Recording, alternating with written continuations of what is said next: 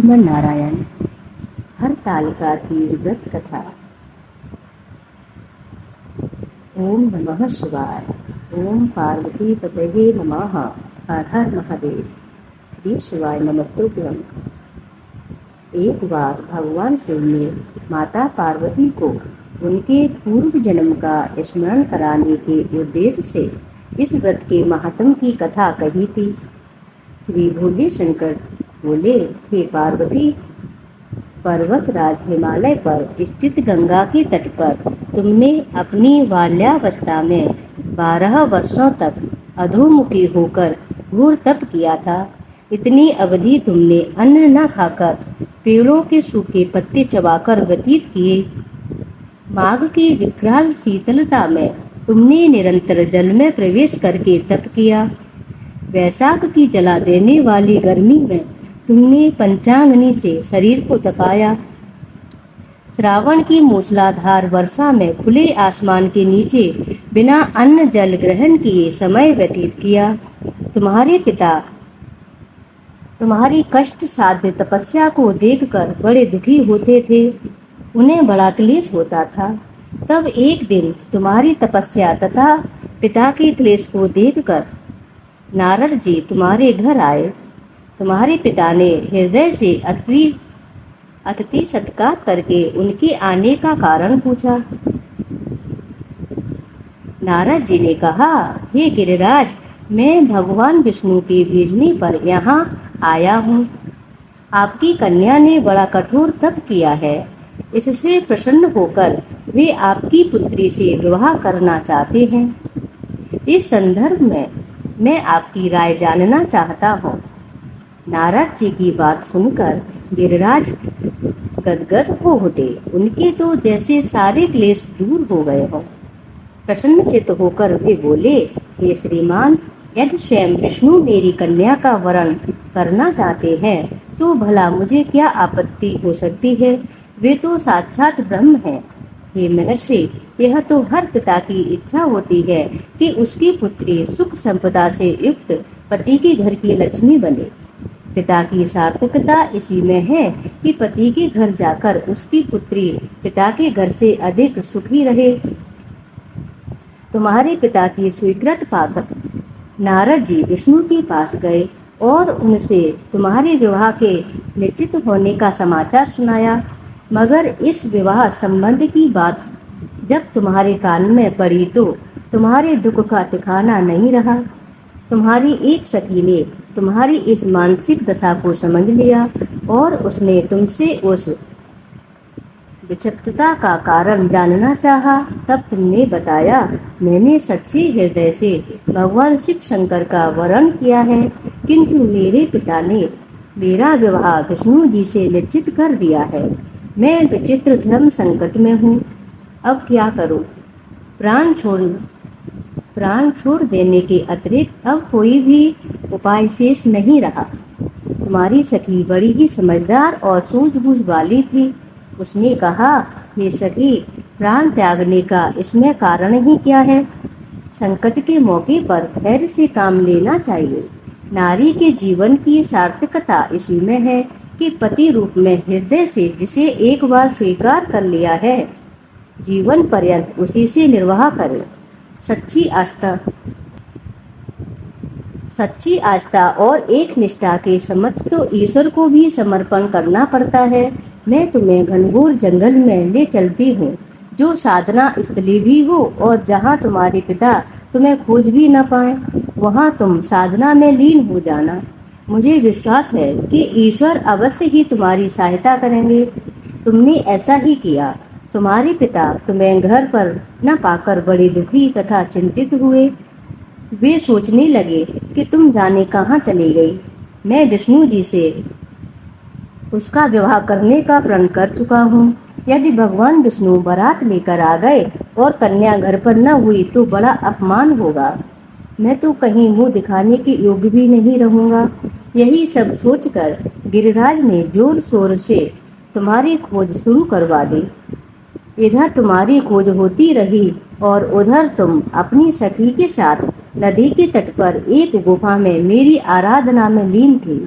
भाद्रपद शुक्ल तृतीया को हस्त नक्षत्र था।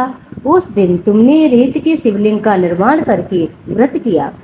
रात भर मेरी स्तुति के गीत गाकर जागी। तुम्हारी इस कष्ट साध्य तपस्या के प्रभाव से मेरा आसन डोलने लगा।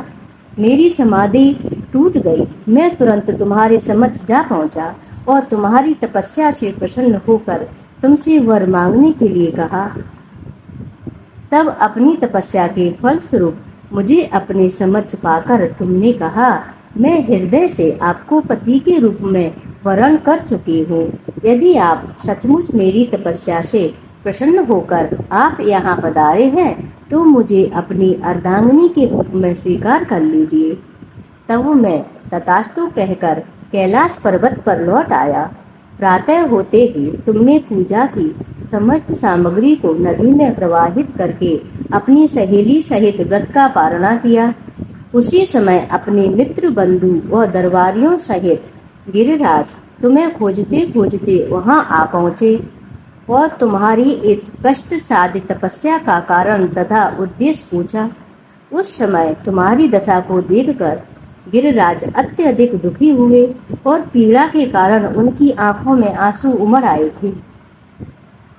तुमने उनके आंसू पोंछते हुए विनम्र स्वर में कहा, हे पिताजी, मैंने अपने जीवन का अधिकांश समय कठोर तपस्या में बिताया है। मेरी इस तपस्या का उद्देश्य केवल यही था कि मैं महादेव को पति के रूप में पाना चाहती थी।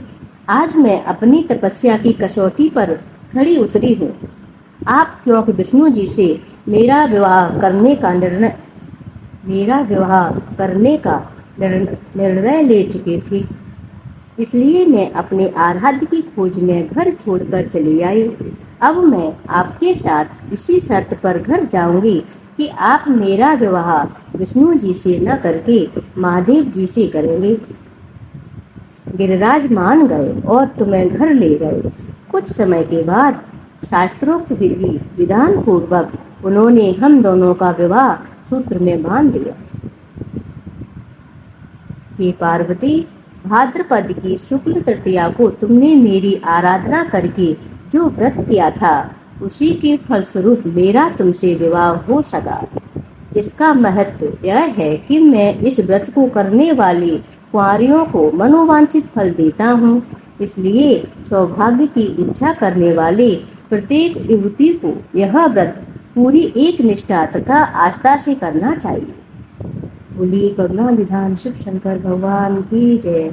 जगत जननी माँ पार्वती की जय। माँ पार्वती की आरती।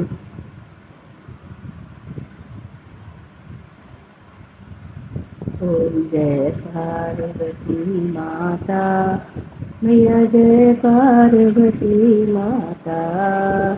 ओम जय पार्वती माता, मैया जय पार्वती माता। ओम जय पार्वती माता, मैया जय पार्वती माता। ब्रह्म सनातन देवी शोभल की दाता, मैया जय पार्वती माता। हरे कोले पदम विनाशिनी जय सेवक त्राता, जग जीवन जगदम्बा हरे हर गुण गाता, मैया जय पार्वती माता। सिंह को वाहन साजे कुंडल है साता, देव वधू जस गावत नाट्य करते था, मैया जय पार्वती माता। सतयुग रूपशील अति सुंदर नाम सती कहलाता, हेमांचल घर जन्मी सखियन संग राता, मैया जय पार्वती माता।